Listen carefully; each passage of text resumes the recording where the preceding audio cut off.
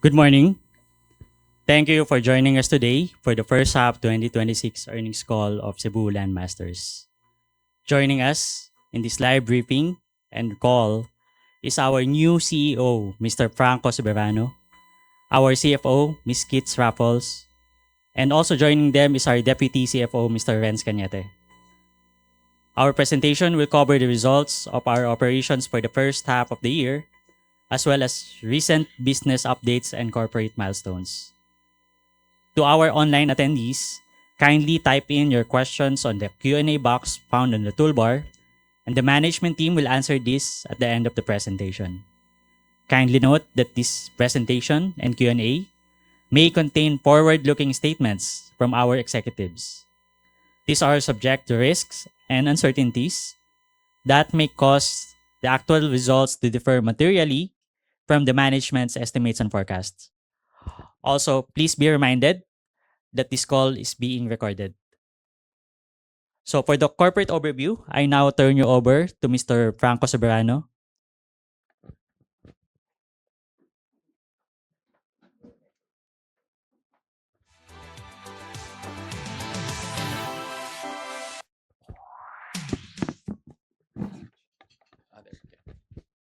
Hello, good morning, everyone.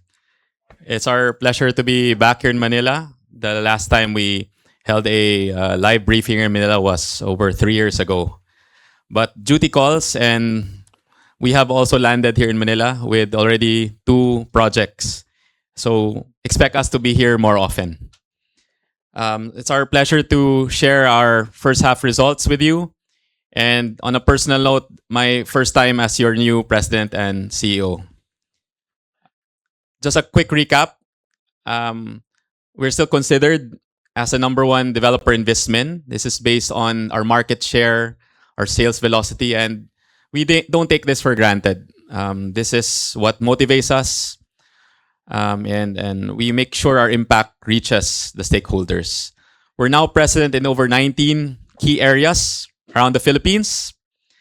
And would you believe just 10 years ago, we were just in 3. So we've really literally spread our wings. We are now at 132 projects. And for our friends here in Manila, media friends who have been following us, I believe you know that when we did IPO, we were just at 12 projects, and now we're at 132. And in the first half of 2026, we registered 10.2 billion in revenues. We are now a strong force of around 1,460 of the most hardworking and customer-friendly employees. And our CAGR in terms of revenue is, since 2017, is 21.3%. You can see our presence, still, of course, predominantly Visayas Mindanao. And we have the 6 buildings in Palawan. We now have our 2 large sites in Metro Manila. And we just feel that we still have a lot more to offer and a lot more to achieve. So for first half highlights, please allow me to present. I'll just stand here. So our key highlights is top line stability. Consolidated revenues reached 10.2 billion as cost of sales stayed flat, preserving a healthy 50% gross profit margin. So I'd like to emphasize that a 50% gross profit margin offers that protection, that stability, and allows us to ride the waves of cycles in real estate. I think that speaks a lot about our capability, our financial discipline and prudence. 2, we experience strong growth in recurring revenues from leasing and hotel. Recurring income expanded with leasing revenues increased by 49% to 162 million and hotel revenues up by 15% to 231 million. Just so that you know, our first hotel opened just before the pandemic in 2019. So for me to see our hotel revenues grow is really a source of pride. As you know, we're now operating 5 hotels with the recent opening of Radisson Red in Cebu. We still have 4 more that we are constructing, including the Sofitel in Cebu City, the only Sofitel in the Philippines right now. Third, existing inventories continue to sell through.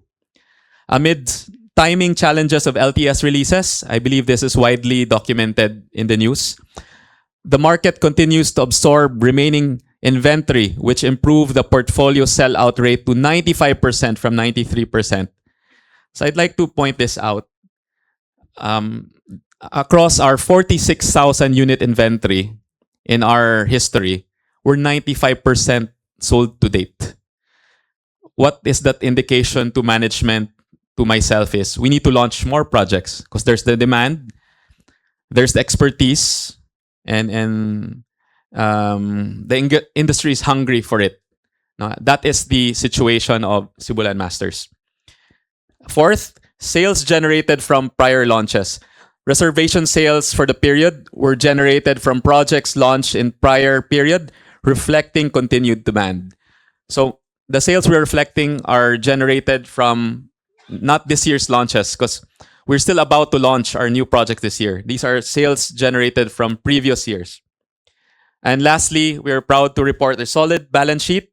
Financial strategy remains disciplined, maintaining a strong balance sheet and a well-managed capital structure, as net debt to equity ratio reached 1.72, aligned with management targets. So at this point, allow me to introduce our Chief Financial Officer, Ms. Paquita Raffol, to talk about our financial performance. I'll be back. Thank you.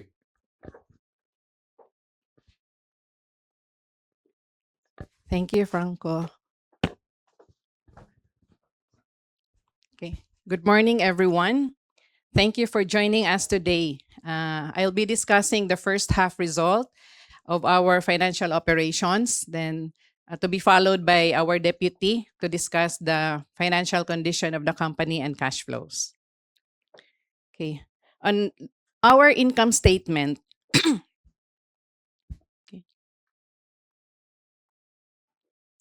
real estate revenue amounting to 9.7 billion remained the primary revenue driver for the period, stabling total revenues at 10.2 billion. Recurring revenues continued to gain scale during the first half as it posted a 27% growth. Hotel revenues increased 15% to 231 million. Rental revenues rose 49% to 162 million. Cost of sales stayed flat at 5.1 billion for both periods, or a 50% gross profit margin. Consolidated net income stood at 2 billion, while net income attributable to parent after taking the non-controlling interest reached 1.5 billion. For proper year-on-year comparison, please note that higher sales of investment properties last year resulted in a higher gains of 450 million after taxes. Excluding this non-recurring item, the period reflects stable underlying performance and continued growth in recurring income. Basic earnings per share is at, as of June 30, is at 41 centavos. Next slide. CLI posted 10.2 billion in consolidated revenues for the first half, slightly lower year-on-year. 9.7 billion came from sale of real estate, which moderately declined from 10 billion in the same period last year. As revenue recognition is tied to construction or percentage of completion, with fresh inventory deployment temporarily delayed, revenue was primarily generated from sale of existing inventory from projects already launched.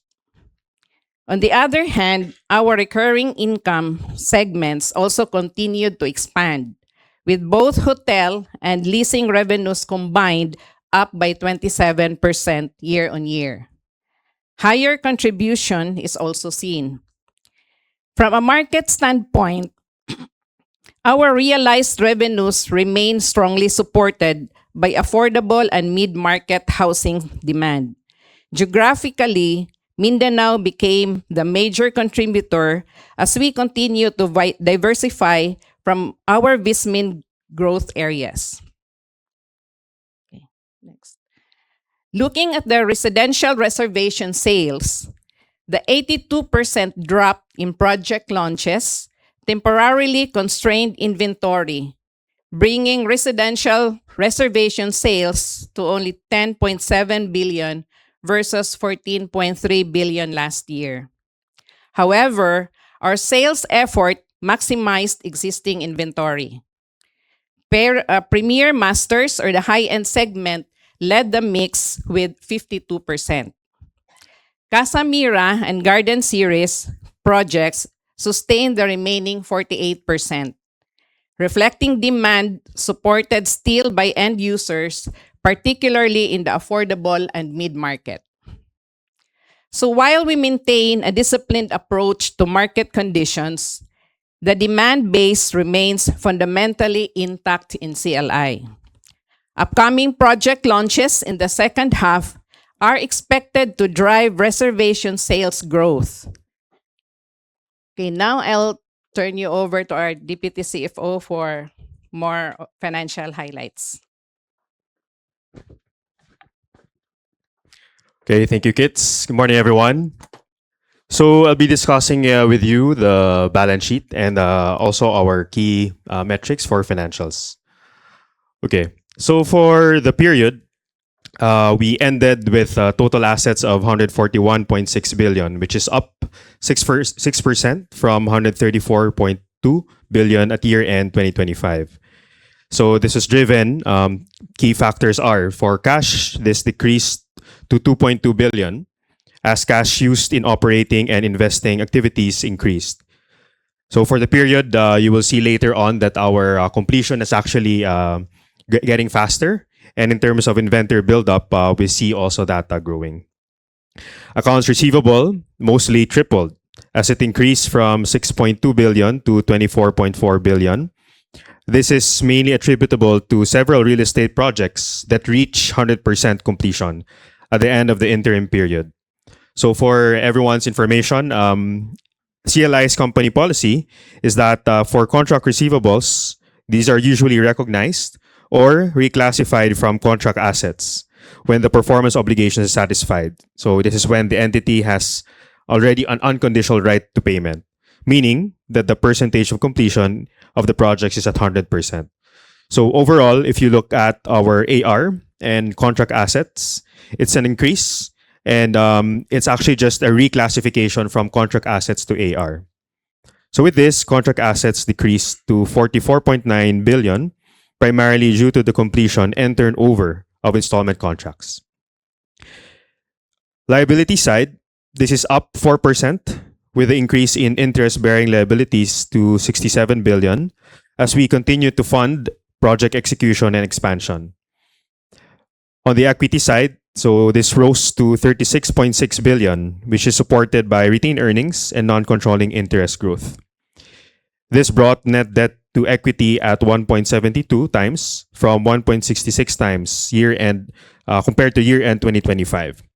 And we expect for these to remain within management levels and manageable levels for the year-end. Overall, our balance sheet remains stable with adequate capacity to support ongoing developments and future pipeline. Next slide. So this is our favorite slide, and we will hopefully breach the 100 billion mark. If we round this up, so this is already 100 billion, so our contract receivables is now at 99 billion, close to 100 billion for the period. So this really reflects the broad base of home buyers the CLI has across all project development stages. We note that almost half are actually from projects ongoing construction. That's 48.6B. And then from the recent launches, that's 18.1. Recent is basically the last 12 months now. Big chunk of this, 4.8 plus 27.4 from completed and turnover. This is what we say as near cash in the next 12 months. So later on in the debt towers, we'll show how it will impact also for collection. Even at this scale, at 100 billion, customer credit indicators remain healthy. So To date, we have the current delinquency rate of 2.91% and cancellation of 3.54%. And we are proud that out of this 3.54% cancellation, we are still able to recover around 97%. So to date, we also have roughly around 14 billion in terms of existing inventory. So that would potentially add up to the accounts receivable that we have currently. These metrics confirm that CLI's demand is anchored by real end users purchasing homes to live in or hold for long term, ensuring collection resilience in more fluid economic environment. Next slide. On the cash flow, so here we compare our cash flow from first half 2026 versus 2025. Cash and cash equivalents stood at 2.2 billion as of June 30, 2026. Sorry, June 30, 2026, compared to previous year's 4 billion, reflecting active capital deployment into ongoing development and working capital. Through higher net proceeds from financing cash flows at 5.7 billion, we effectively supported and offset the cash used in our operating and investment activities during the period. Overall, our capital allocation approach remains highly balanced. We try to protect liquidity, maintain robust project delivery, and invest in selectively where long-term demand and fundamentals are strongest. Next. Okay, lastly, for our debt towers, we're happy to show that in the next few years, we will have a bulk of our ARs already incoming for collection. We see for 2026, maturities are at around 13.2 billion, fully covered by about 20 billion of accounts receivables. So if you net this out, we would have around 7 billion excess of cash. We would have paid off also some of the maturing debt. In 2027 onwards, around 20 billion of debt. Most of those are actually coming in from contract to sale debt. So CTS debt we normally pay off once we're able to take out. So some of these we would also prepay once we fully collect within the year. If not, pay that up also next year. We do expect also in 2027, around 3 billion would be refinanced from our corporate notes maturing in early Q1, Q2. And then also a big chunk of that also will be on the CTS side. So this is very manageable on our end, especially in the near term. And you see in the next few years, 2028 onwards, that really fully covers, even in 2031, wherein we would have around 15 billion of accounts receivable. These are actually coming in from the recent launches that we've had that would fully be taken out by then. So as of June, we're around at 100 billion in terms of for collection in terms of accounts receivable in the future, compared to the debt of 67. This provides visibility on future cash inflows and supports our ability to manage upcoming maturities. In terms of our net debt, so we see here over the past few years, our highest we were at around 1.97.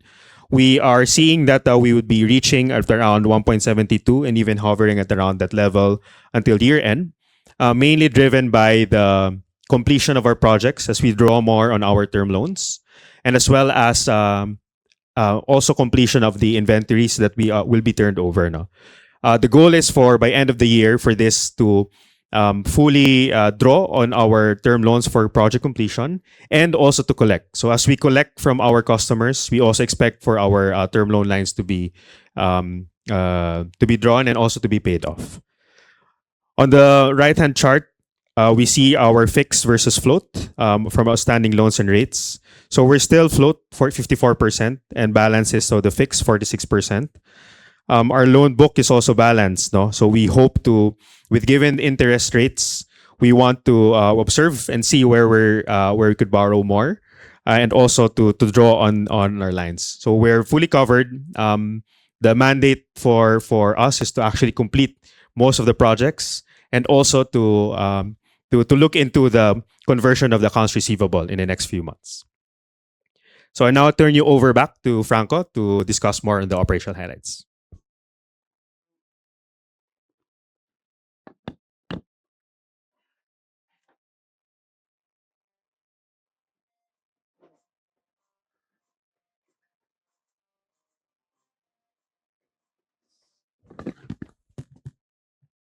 Hello, good morning again. Are you all okay? Sorry, I hope to make it lighter during the Q&A portion.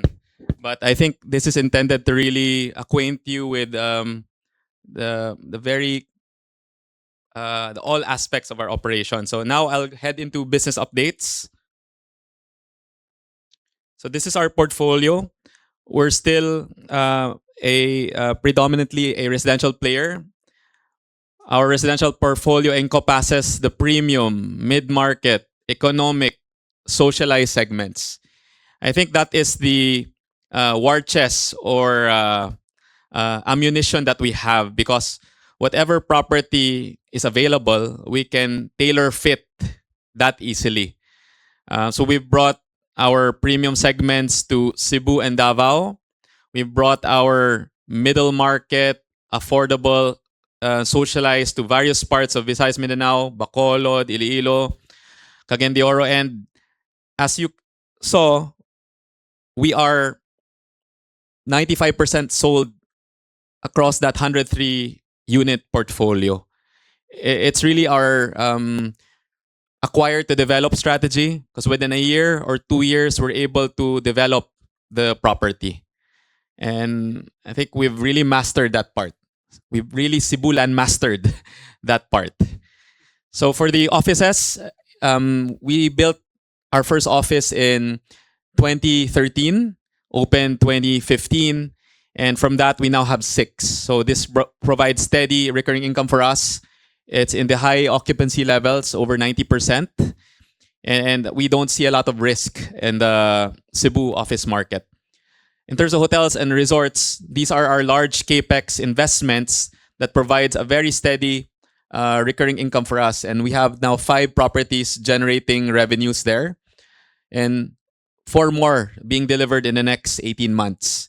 So our mixed-use projects are what I first innovated for CLI in 2013. So we have a good almost 50-50 mix of for sale products, and that pays off the recurring side, such that at the end of the project, these are almost what do you call this, debt free when they operate.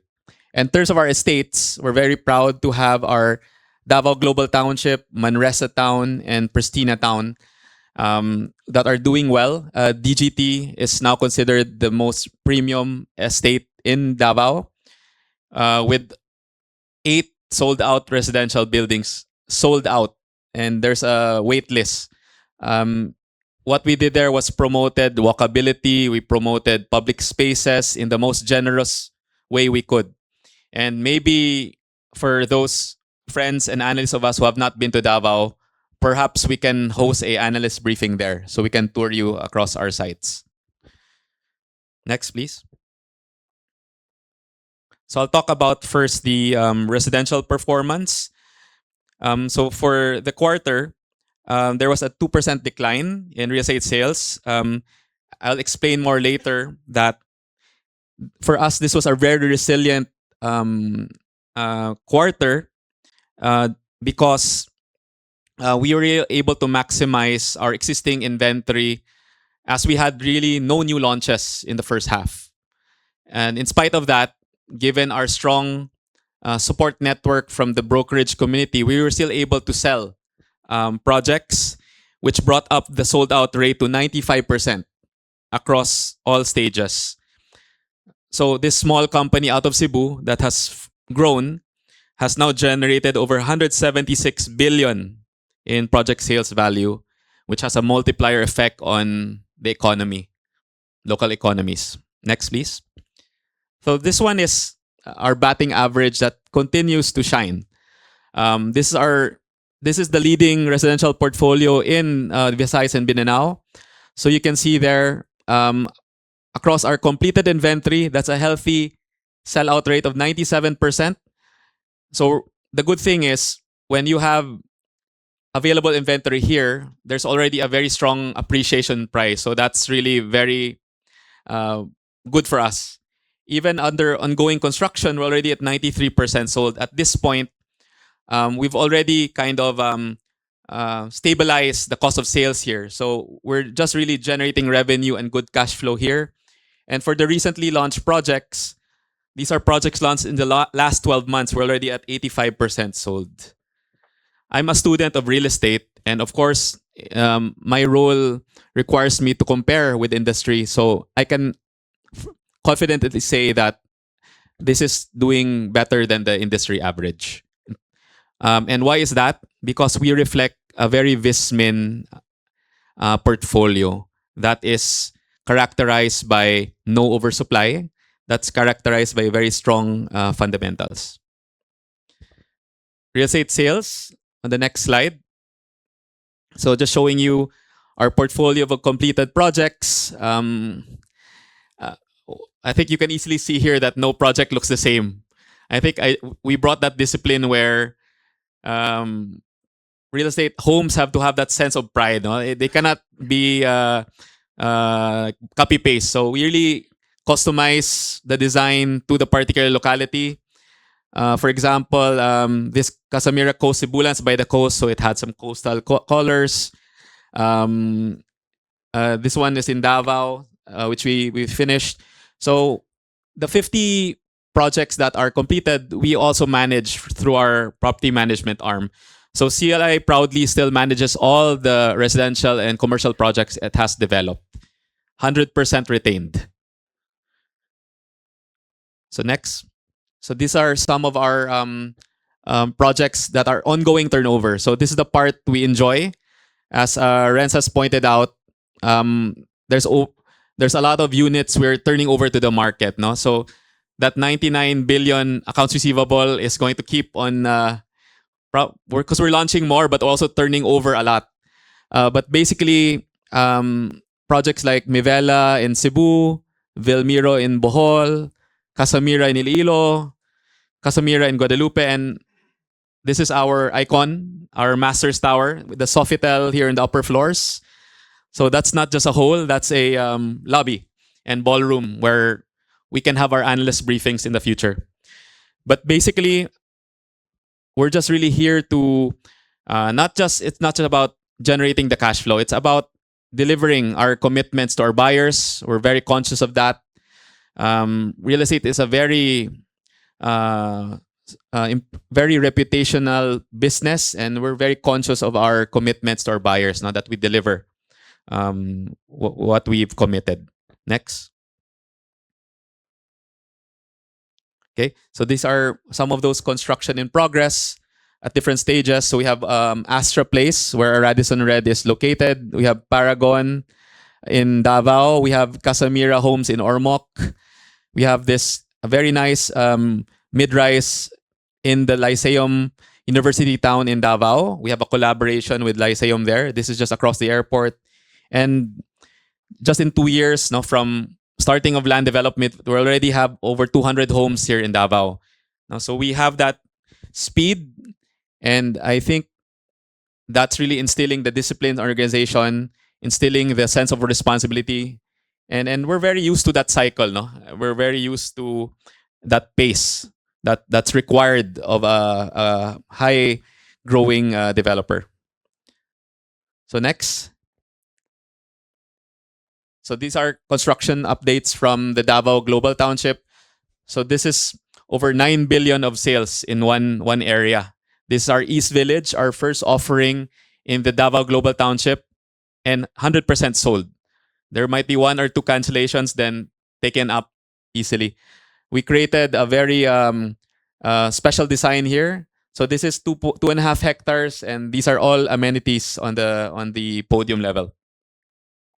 So that's really sharing that generosity in development, ensuring that there's good room for price appreciation because of the good design, the great location, and the excellent maintenance and management. Next.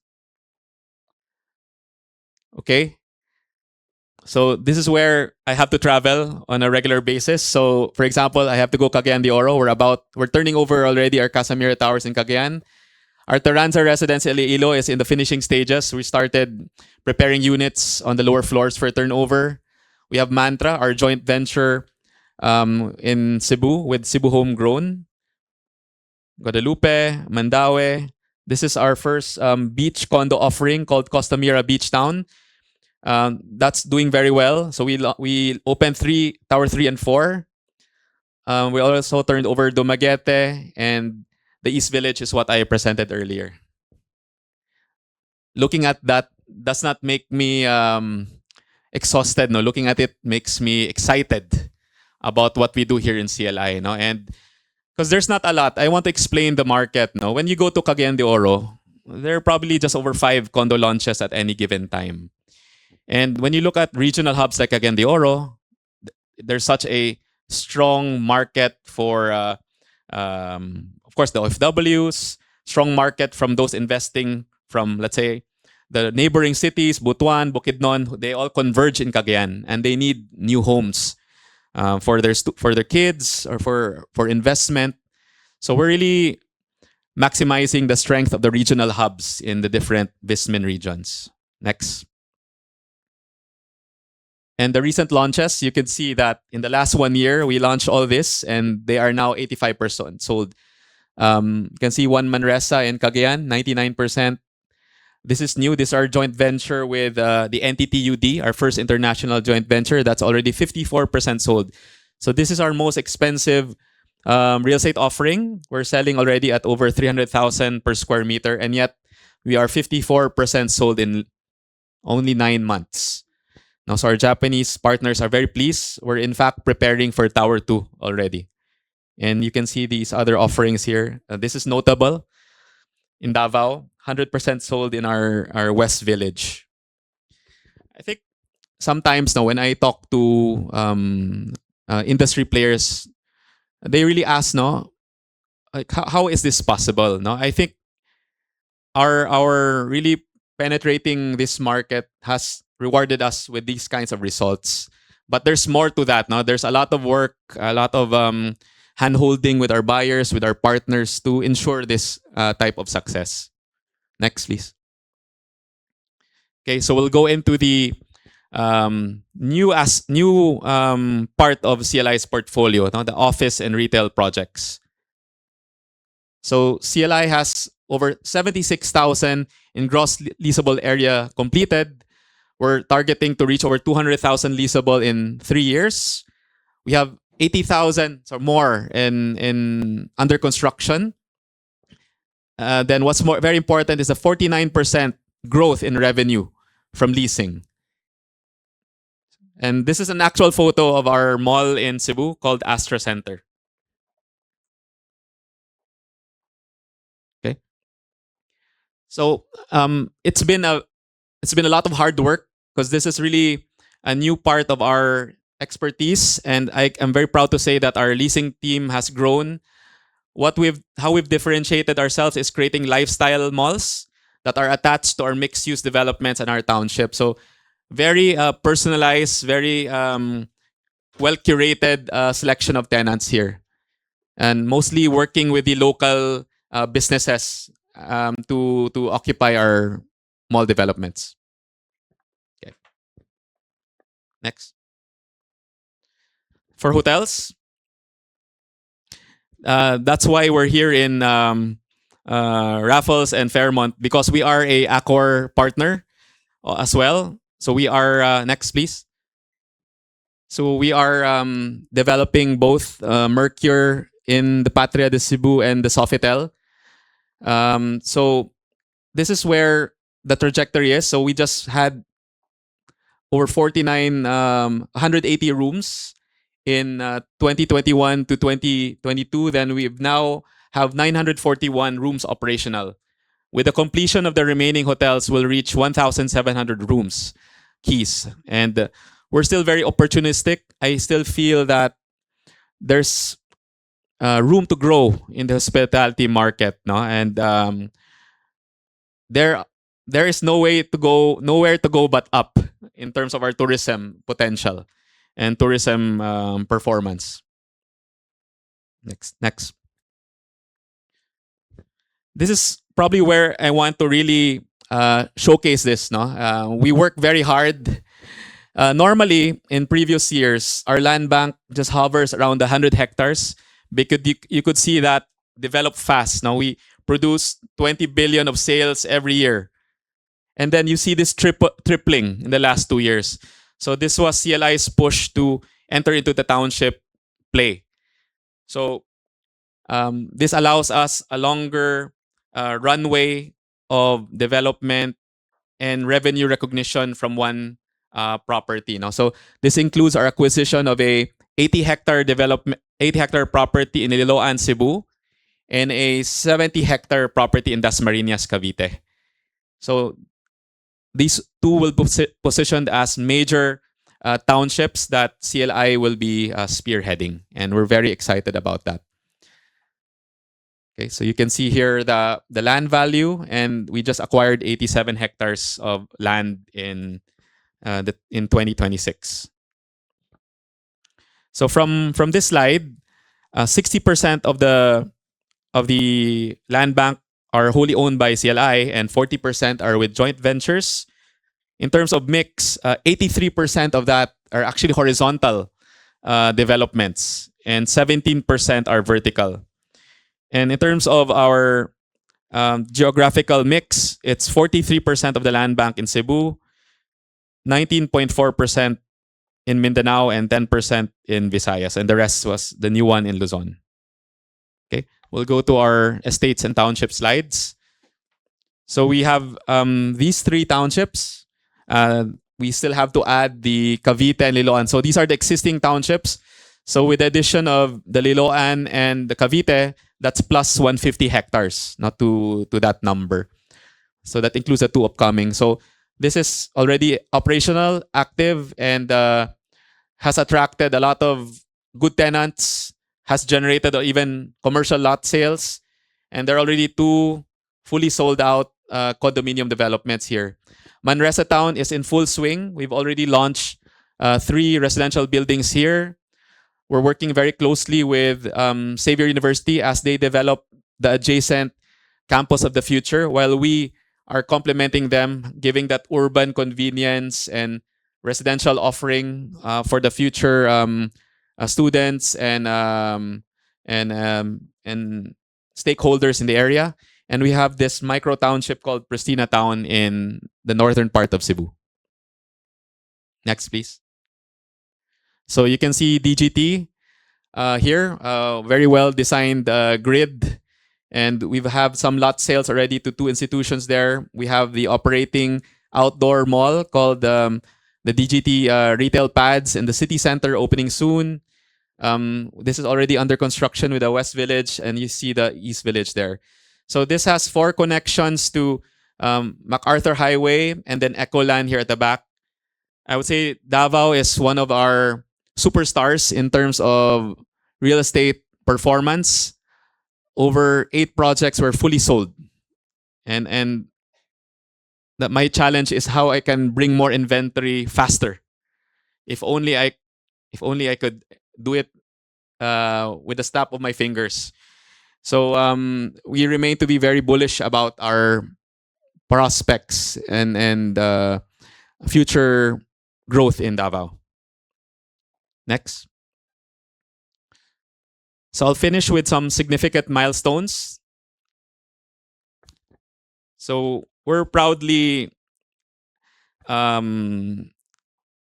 we proudly embrace sustainability, no, and good governance. So when these awards are given to us, we are very motivated that we are on the right track. No? So we have the nature-based solutions that protect ecosystems while empower communities. We also have the innovative achievement in corporate social responsibility, and the ACES Award, scaling for impact through an integrated approach to sustainability. So for those of you who are curious about how we really do this, it's all captured in our sustainability report. So it's all there that you can download from PSE Edge and really track our impact to the environment, numbers of trees planted, number of trash segregated. It's all there. And we want to continue to be one of those shining examples in the industry in this field. Next. Of course, this is not a self-serving slide, but I think I want to thank those of you who joined us in Cebu. I think some friends from the media really flew to Cebu for our annual shareholders meeting. So our executive chairman sends his warm regards. He's still there to oversee our executive committee while I lead the management committee. His presence will be felt very strongly, to make sure our growth trajectory continues while we're in real estate to really help the country and to help the regions, and we want to continue growing and while achieving that mission. We also have a new independent director, Mr. June Kauresma. Next. Yes, so we're working very closely with our partner home loan institutions. In fact, through the CLI Home Fest, I think these are over just 6 days. We had 1.3 billion in takeouts. So I really believe that the goal of every residential developer is to ensure that the title is retransferred to the homeowner, that the keys are really turned over, and our partner banking institutions really make that possible. No? So these home fests are where partner home loan institutions provide their best rates, their best servicing, so the homeowners may accelerate their takeout and move-in process. We also have the CLI Sales Home Fair, where, as we mentioned, in spite of the lack of new launches, we were able to sell a lot from our existing inventory. That's why we have the 95% sellout rate. Next. Speaking of our recurring business, we've also opened a new mall, the Paragon Davao Lifestyle Mall. So this was just 2 months ago, and we're very excited. This is also where the future Citadines Davao will be opening, and we are opening hopefully by year end. Next. So we have also established our presence in the northern Cebu area, where we found a 7-hectare available property that can cater to many of the schools and residential needs in the area. So this is our veranda. Of course, who plays pickleball here? So we had to open pickleball also. People play up to the dawn. I'm glad it promotes healthy lifestyles for all of us here in the Philippines. And then yes, it's doing very well. We also already launched 2 residential buildings here that are approaching the 60% sellout rate. So I'm pleased to end on a very strong note on the next slide as well. We're going to come out swinging on the second half. So CLI plans to launch over 11 projects. That's 5,600 units worth 25 billion in the next 6 months. And actually nearly 1,000 units are about to come to market, as we have 4 projects that will receive its license to sell in the next 2 to 3 weeks. I'll explain more later, but basically our first half launches are pushed here, and it's now combined with some scheduled second half launches. So we'll be launching our Costamira Beachtown Mactan Tower 4, our phases 4B and 4A in Casamira South, our new project in the heart of Cebu City called Alto Ranudo, our economic housing project called Mirani Homes in Bogo City. We have a new Casamira in Ormoc, in Macabug. We have our Mirani Steps Butuan, which is a new product, a walk-up product in Butuan City. We have the West Village Towers 3 and 5 because 1 and 2 are already sold out. We'll have a new housing project in Danao City, and we have a new residential offering in our Manresa town here. So for those from my team watching online, get ready. Get ready because we are launching these 11 projects, not just for CLI, for the industry.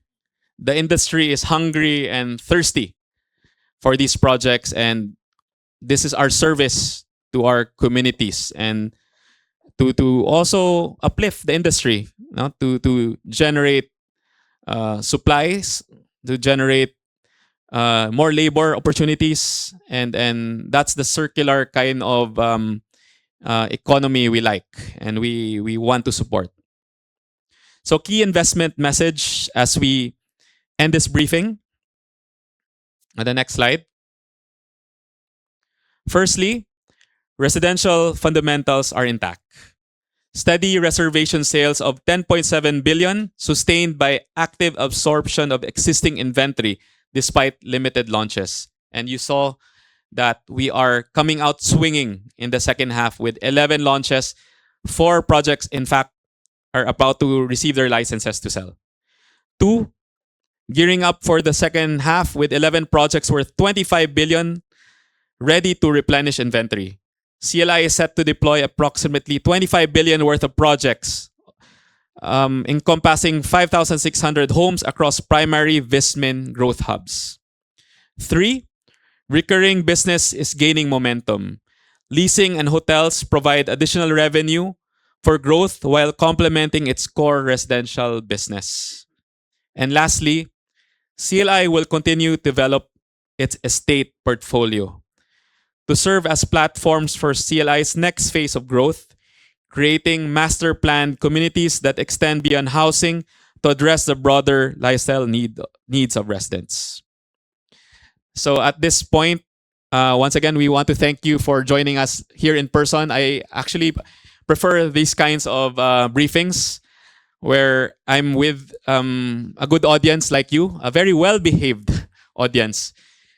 And so at this point, I really would like to interact with you as you now digest our results, digest, I would say, the outlier type of results, because in fact, CLI remains very strong. We are very bullish about the second half prospects that we have with the goal of supporting the industry. So once again, thank you very much and good morning to all of you.